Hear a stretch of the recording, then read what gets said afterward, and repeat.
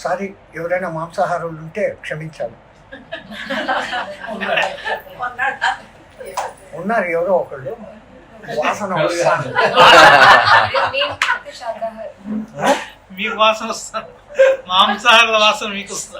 మేము పెద్ద రాక్షసులం కదా, మన వాసన मांसाहार वासना जो भी बोलते हैं साथ ही बोलते रहे तो दिल का अंदर गायब से बैठ जाता है.